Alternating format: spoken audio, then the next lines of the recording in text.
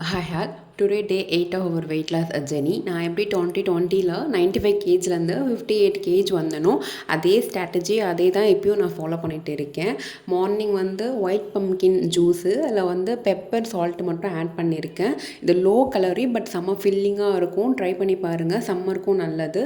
அதே மாதிரி வந்து வாட்டர்மெலன் இதை வந்து நான் எவ்ரிடே வந்து மிஸ் பண்ணாமல் எடுத்துக்கிறது. ஏன்னா எனக்கு பாடி வந்து பயங்கரமாக ஹீட் ஆகிற மாதிரி இருக்குது. இப்போது சீசன் ஃபுட்டுன்றதுனால வாட்டர்மெலனில் வாட்டர் கண்டென்ட் அதிகன்றதுனால வாட்டர்மெலன் டெய்லி நான் எடுத்துக்கிறேன். அதுக்கப்புறமேட்டுக்கா ஒரு 11:30 கிட்ட வந்து ஃபேட் கலர் ட்ரிங்க் வந்து ப்ரிப்பேர் பண்ண ஆரம்பிச்சிட்டேன். ஹாட் வாட்டர் வந்து பாயில் பண்ணி அப்புறம் இந்த பவுடர் வந்து ஆல்ரெடி நான் ஸ்டோர் பண்ணி வச்சுருப்பேன். அந்த பவுடர்லேருந்து ஒரு 1 ஸ்பூன் எடுத்து ஹாட் வாட்டரில் மிக்ஸ் பண்ணி ஒரு கொஞ்சம் நேரம் அது வந்து எசன்ஸ் வந்து அதில் மிக்ஸ் ஆகிற வரைக்கும் கொஞ்சம் வெயிட் பண்ணிவிட்டு அப்புறம் ஃபில்டர் பண்ணி அதை வந்து பர் டே வந்து ஒரு 1 லிட்டர் அதை நீங்கள் கொஞ்சம் கொஞ்சமாக கன்சியூம் பண்ணிக்கோங்களாம். வீக்கெண்டுன்றதுனால இன்றைக்கி எழுந்துக்கும் போது ஆஃப்டர்நூன் லஞ்சுக்கு தான் எழுந்தேன். ஸோ அது வந்து 2 தோசை பட் சிக்கன் கிரேவி பண்ணியாச்சு. ஆயில் மட்டும் சுத்தமாக ஊற்றக்கூடாது தோசையில். அதனால் தோசை வந்து கொஞ்சம் ட்ரையாக இருக்கிற மாதிரி தான் இருக்கும். பட் ஆயில் ஊற்றினா நிறைய கலோரி இன்க்ரீஸ் ஆகிடும். அதனால் ஆயில் அவாய்ட் பண்ணிவிடுங்க. இன்றைக்கி என் ஃபேஸ்லேருந்து நிறைய பிம்பிள்ஸாக இருந்த மாதிரி இருந்துச்சு. ஏன்னா வந்து பாடி பயங்கரமாக ஹீட் ஆகுது. வார்ம் அப்பு எக்ஸசைஸ்லாம் பண்ணவே. ஸோ அதனால் பாடி பயங்கரமாக ஹீட் ஆகுது. அது எனக்கே தெரியுது. கண்ணெலாம் எரிய ஆரம்பிச்சிருச்சு. அதனால் நீங்கள் வந்து பட்டர் மில்க் எடுத்துக்கிட்டேன். மோர் அதிகமாக எடுத்துக்கலாம் அப்படின்னு சொல்லிட்டு ஹீட்டை வந்து ரெடியூஸ் பண்ணலாம் அப்படின்னு சொல்லிட்டு பட்டர் மில்க் எடுத்துக்கிட்டேன்.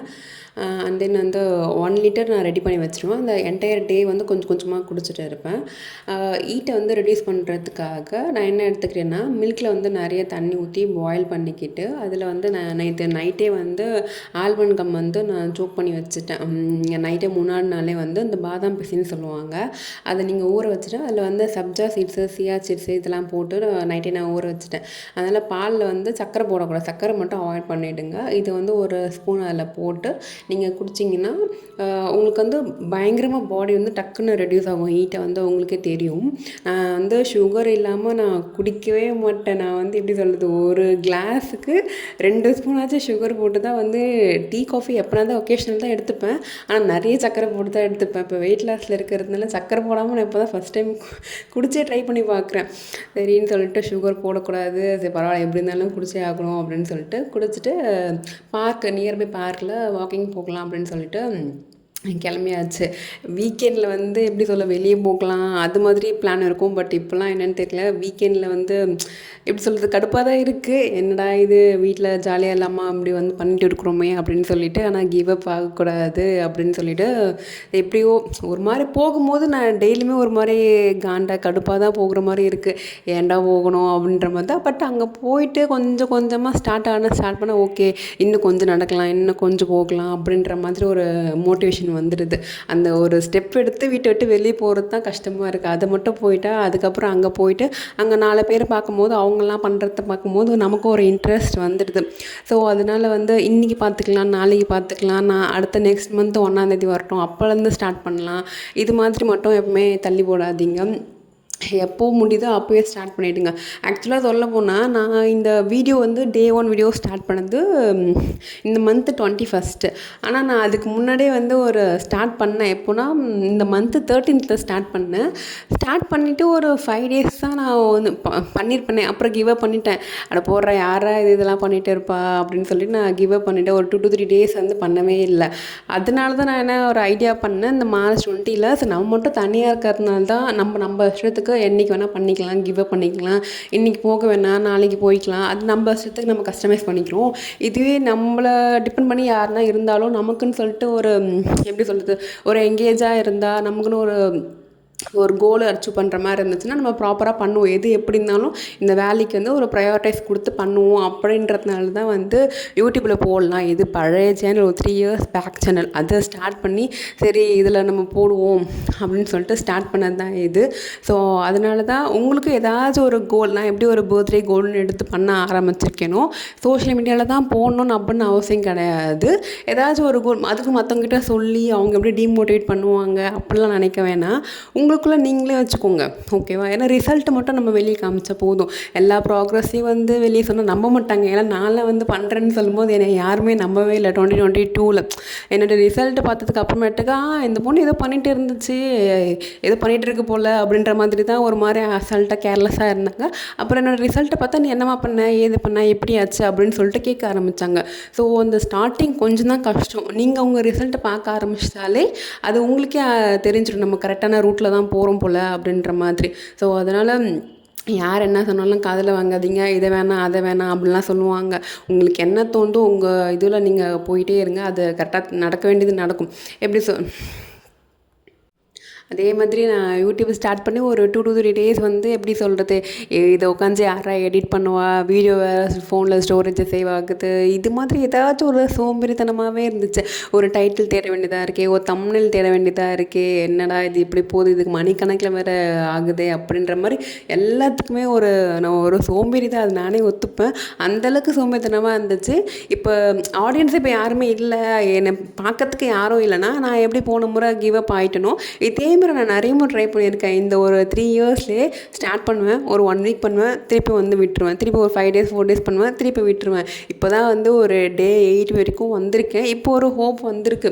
ஏன்னா வந்து எப்படி ஒரு விஷயத்தை 21 நாள் பண்ணும்போது அது நமக்கு பழக்கமாகிடும் அப்படின்னு சொல்லுவாங்கள்ல, அதேமாரி எனக்கு டே 8ல் எனக்கு அந்த ஒரு ஹோப் வந்திருக்கு. ஏன்னா இன்டர்மீடியட் ஃபாஸ்டிங் ஃபாலோ பண்ணும்போது ஃபஸ்ட்டெல்லாம் வந்து ஒரு 3rd டே ஒரு 4th டே எனக்கு எப்படி இருந்துச்சுன்னா பயங்கர பசியாக இருக்கும். ஒரு மாதிரி அக்ரெசிவாக ஆகிட்ட மாதிரி இருக்கும்.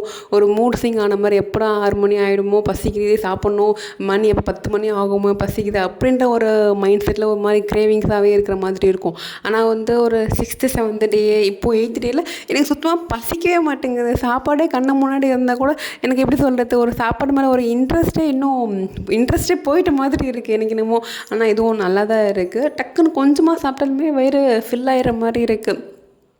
அப்புறம் வார்ம் அப்லாம் வந்து பண்ணி முடிச்சுட்டு ஸ்டெப்ஸ் நடக்க ஆரம்பிச்சிட்டேன். பார்க்கில் வந்து இன்றைக்கி வீக்கெண்டுன்றதுனால நிறைய பேர் இருந்தாங்க. ஒரு 5000 பண்ணுற வரைக்கும் அவ்வளோவா தெரியல. ஃபஸ்ட்டு ஸ்டார்டிங் ஒரு 2000 3000 பண்ணும்போது டயர்ட் ஆகிடுச்சு. இப்போ ஒரு 5000 6000 பண்ணால் கூட எனக்கு அந்த அளவுக்கு டயர்ட் ஆகாத மாதிரி நான் ஃபீல் பண்ணேன். நான் பாட்டுன்னு ஃபோன் ஆன் பண்ணி வச்சுட்டு இந்த ஆப்போட லிங்க் வந்து நிறைய பேர் கேட்டிருந்தீங்க.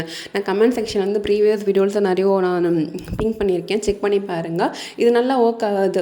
அதேமாதிரி நீங்கள் கையில் ஃபோனே இல்லை, எப்படி ஆப்பை ஸ்டெப்ஸ் கால்குலேட் பண்ணுறீங்க அப்படின்னு சொல்லிட்டு. ஃபோன் வந்து நான் கேமராவில் இருக்கும்போது அது ஆட்டோமேட்டிக்காக ரன் ஆகிட்டு இருக்கும். சம்டைம்ஸ் ரன்னிங் வரும்போது நான் பேக்கெட்டில் வச்சுருவேன். ஸோ அதனால் பேக்கெட்டில் இருக்கிறத மேபி நோட்டீஸ் பண்ணியிருக்க மாட்டீங்க. கொஞ்ச நேரம் உட்காந்துட்டு தான் நான் எப்பவுமே நடப்பேன். என்னால் ஒரே ஸ்ட்ரெச்சில் 10,000ன்றது வாய்ப்பில்லை. ஒரு 1000 1500 நடப்பேன், திருப்பி உட்காந்துருவேன் ஒரு 2 to 3 minutes, திருப்பி நடப்பேன், திருப்பி கொஞ்சம் நேரம் உட்காந்துருவேன். இது மாதிரி தான் என்னால் இப்போ போக முடியுது. இதுக்கு நடுவில் வந்து அப்பப்போ கொஞ்சம் நீங்கள் வந்து ஒர்க் அவுட் பண்ணுங்கள், கார்டியோ எக்ஸசைஸ் பண்ணுங்கள். உங்களால் என்ன பண்ண முடியுதோ பண்ணுங்கள். எனக்கு வந்து ஃபஸ்ட்டு ஸ்டார்டிங்கில் டே 1 டே 2லாம் பண்ணும்போது அக்கம் பக்கம்லாம் இருப்பாங்கள்ல, அவங்களாம் பார்ப்பாங்களா, அது மாதிரி ஒரு மாதிரி எம்பாரசிங்காக இருக்கிற மாதிரி இருக்கும். என்ன இந்த பொண்ணு என்ன பண்ணுது, கேமரா வச்சுருக்கு, ஏதோ குதிச்சிட்டு இருக்குது அப்படின்ற மாதிரியே பார்க்குற மாதிரியே இருக்கும். இப்போ அப்படிலாம் இல்லை, பழகிடுச்சு. யாருன்னா எதனா பார்த்துன்னு போங்க, நான் பாட்டு என் இஷ்டத்துக்கு பண்ணுறேன் அப்படின்ற மாதிரி ஒரு செல்ஃப் கான்ஃபிடென்ட் வர மாதிரி இருக்குது. இதுவும் நல்லா தான் இருக்குது அப்படின்ற மாதிரி. ரொம்ப கஷ்டப்பட்டுலாம் எக்ஸசைஸ் பண்ணணும் அப்படின்ட்டு கிடையாது. சும்மா ஏதாச்சும் ஒரு டான்ஸ் ஆடுற மாதிரி, உங்களுக்கு வந்து எக்ஸசைஸ் வரலன்னா கூட ஜும்பா எக்ஸசைஸ் இருக்கும். அது ஒரு ஃப்ளோவில் நம்ம பாட்டுன்னு ஒரு டான்ஸ் ஸ்டெப் மாதிரி தான் இருக்கும். எக்ஸசைஸ் வராதவங்க நீங்கள் வந்து ஜும்பா எக்ஸசைஸ் ட்ரை பண்ணி பாருங்கள், ஓகேங்களா? இது வந்து நான் இதில் வந்து ஒரு செட்டு மட்டும் காமிச்சிருக்கேன், நான் என்ன பண்ணுறேன்றத. இதே ஒரு ரிப்பீட்டடாக ஒரு 2 to 3 செட்ஸ் உங்களால் பண்ண முடிஞ்சால் நீங்கள் ட்ரை பண்ணுங்கள். இது வந்து எத்தனை செட்டு பண்ணணும், எத்தனை ரெப் பண்ணணும், அப்படி எல்லாமே உங்கள் பாடிக்கு ஏற்ற மாதிரி நீங்கள் தனியாக கஸ்டமைஸ் பண்ணிக்கோங்க. ஒருத்தவங்களுக்கு செட் ஆகிறது, ஒருத்தவங்களுக்கு செட் ஆகாது. எப்படின்னா உங்கள் பாடிக்கு தெரியும், நம்மளால் இவ்வளோ தான் லிமிட்டு, நம்மளை இவ்வளோ தான் ரீச் பண்ண முடியும், இதுக்கு மேலே போனால் நமக்கு மூச்சு வாங்குவோம் அப்படின்றது நார்மல். அதையும் புஷ் பண்ணி அடுத்த ஸ்டேஜில் போய் ஸ்டாப் பண்ணணும். முடிஞ்ச அளவுக்கு பண்ணிவிட்டு இது இன்றைக்கி ஓகே அப்படின்னு ஸ்டாப் பண்ணக்கூடாது. அடுத்த ஸ்டெப் வந்து புஷ் பண்ணிவிட்டு இதுக்கப்புறம் ஓகே அப்படின்ற மாதிரி ஸ்டாப் பண்ண பாருங்கள். அதேமாதிரி நிறைய கமெண்ட் செக்ஷனில் வந்து என்ன கேட்டிருந்தாங்கன்னா, இது என்னுடைய ஹைட்டு, இவ்வளோ வெயிட்டில் இருக்கேன், நான் இன்னும் எவ்வளோ குறைக்கணும் அப்படின்ற மாதிரி கேட்டிருந்தாங்க. ஆல்ரெடி பிஎம்ஆருக்கு எவ்வளோ கேர்ள்ஸ்க்கு எவ்வளோ இருக்கணும், பாய்ஸ்க்கு எவ்வளோ இருக்கணும், அந்த ஃபார்முலாவோட நான் எக்ஸ்பிளைன் பண்ணி செப்பரேட்டாக ஒரு வீடியோ போட்டிருக்கேன். பார்க்காதவங்க அதை செக் பண்ணி பாருங்கள். கடைசியாக வரும்போது ஒரு சில எக்ஸசைஸ் அங்கே இருக்க எக்யூப்மெண்ட்டை வச்சு பெருசாலாம் எதுவும் இல்லை. நான் இந்த 10 டேஸ் நீங்கள் ஒரு 8 டேஸ் வீடியோ செக் பண்ணி பார்த்தாலே தெரியும். பார்க்கில் இருக்கிற எக்யூப்மெண்ட்டை வச்சு தான் நான் எக்ஸசைஸ் பண்ணேன். ஃபைனலாக வந்து ஒரு 7000 ப்ளஸ் ஸ்டெப்ஸ் என்னால் கவர் பண்ண முடிஞ்சிச்சு. லாஸ்ட்டாக கிளம்பும்போது எப்பயும் போல் டெய்லியும் பண்ணுற மாதிரி ஸ்ட்ரெச்சஸ் பண்ணிவிட்டேன். ஸ்ட்ரெச்சஸ் பண்ண மட்டும் பண்ணாமல் விட்டுறாதீங்க. வார்மப்பும் ஸ்ட்ரெச்சஸும் வந்து மஸ்ட் ட்ரை பண்ணுங்கள். உங்களுக்கு தெரிஞ்ச ஸ்ட்ரெச்சஸோ உங்களுக்கு எது வர முடியும். எனக்கு ஒரு சில ஸ்ட்ரெச்சஸ்லாம் பண்ண வராது. என்னால் ரொம்ப குனிகிற மாதிரியோ எப்படி சொல்கிறது, இந்த புஷ்அப் பண்ணுற மாதிரி ஒரு சில எக்ஸசைஸ்லாம் எனக்கு வராது. நான் ட்ரை பண்ணிட்டு தான் இருக்கேன்.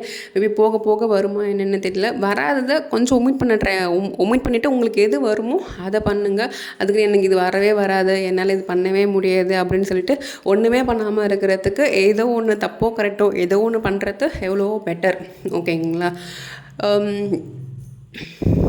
Slow progress is better then no progress அப்படின்னு சொல்லுவாங்க. நீங்கள் எதுவுமே பண்ணாமல் இருக்கிறத ஏதோ ஒன்று கரெக்டோ தப்போ ஏதாச்சும் ஒன்று பண்ணிவிடுங்க. நான் ஃபஸ்ட்டு ஸ்டார்டிங்கில் பண்ணும்போது என்னென்ன நான் மிஸ்டேக் பண்ணுறேன்றதையே அந்த எண்ட் ஆஃப் த டே வீட்டுக்கு வந்து நான் என்னுடைய வீடியோ ப்ளே பண்ணி பார்க்கும்போது தான் எனக்கு தெரிஞ்சு நான் கீழே குனிஞ்சிக்கிட்டே நடக்கிறது அந்த மாதிரி ஒரு சில மிஸ்டேக்லாம் பண்ணியிருக்கேன்ட்டு.